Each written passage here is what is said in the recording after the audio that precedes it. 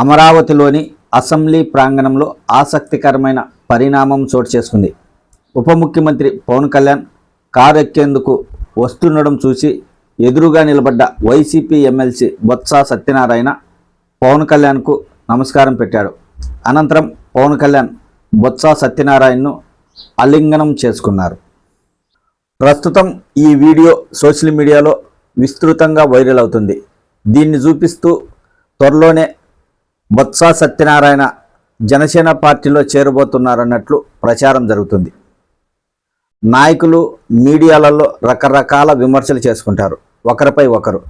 కానీ ఎప్పుడైతే అనుకోని పరిస్థితుల్లో ఎదురవుతారో ఖచ్చితంగా వారు పలకరించుకుంటారు. మనం కూడా చాలాసార్లు చూసింటాం. అసెంబ్లీలో కావచ్చు, ఇతర ఎక్కడైనా నాయకులు ఎదురుపడ్డప్పుడు పలకరించుకోవడం ఆనవాయితీ. తెలుగుదేశం పార్టీ అధినేత చంద్రబాబు నాయుడు గారు, వైసీపీ అధినేత జగన్మోహన్ రెడ్డి గారు ఎన్నో విమర్శలు చేసుకుంటారు. కానీ అసెంబ్లీలో వాళ్ళిద్దరూ చాలాసార్లు కలిసి కరాచలనం చేసుకున్న సందర్భాలు ఎన్నో ఉన్నాయి. ప్రస్తుతం డిప్యూటీ స్పీకర్గా ఉన్న రఘురామకృష్ణరాజు వైసీపీ ప్రభుత్వంపై, జగన్మోహన్ రెడ్డిపై అనేక విమర్శలు చేశారు. కానీ మొన్న అసెంబ్లీకి హాజరైనప్పుడు ఆయన స్వయంగా జగన్మోహన్ రెడ్డిని పలకరించడం జరిగింది. ఇలాంటి సంఘటనలు చాలా జరుగుతూ ఉంటాయి. మీడియాలో వారు విమర్శలు చేసుకునేంత మాత్రాన ఒకరికొకరు శత్రువులు అయిపోరు. అలా అయితే ఏ నాయకులు ఏ పార్టీలో కలిసలేరు. ఇప్పుడు మనం ఎంతోమంది నాయకులను చూస్తుంటాము.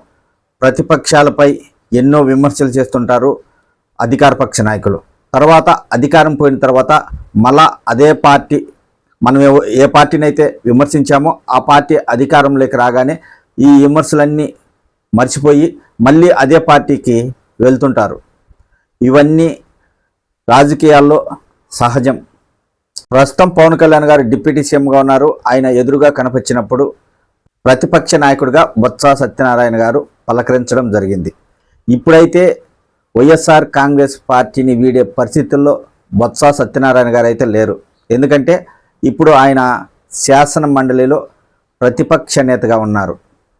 వైఎస్ఆర్ కాంగ్రెస్ పార్టీ తరఫున ప్రతిపక్ష నేతగా శాసన మండలిలో ఆయన వ్యవహరిస్తున్నారు. శాసన మండలిలో అధికార పార్టీపై అనేక విమర్శలు చేస్తున్నారు. ప్రతి అంశంపై బొత్స సత్యనారాయణ గారు ప్రభుత్వాన్ని ప్రశ్నిస్తున్నారు. తల్లికి వందనం ఎప్పుడు ఇస్తారని ప్రశ్నించారు. వాలంటీర్లను ఎప్పుడు విధుల్లోకి తీసుకుంటారని ప్రశ్నించారు.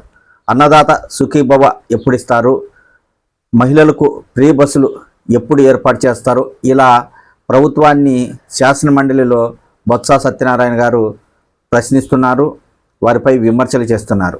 ప్రస్తుతానికైతే వైఎస్ఆర్ కాంగ్రెస్ పార్టీ నుంచి బొత్స సత్యనారాయణ గారు దూరమయ్యే అవకాశం తక్కువ.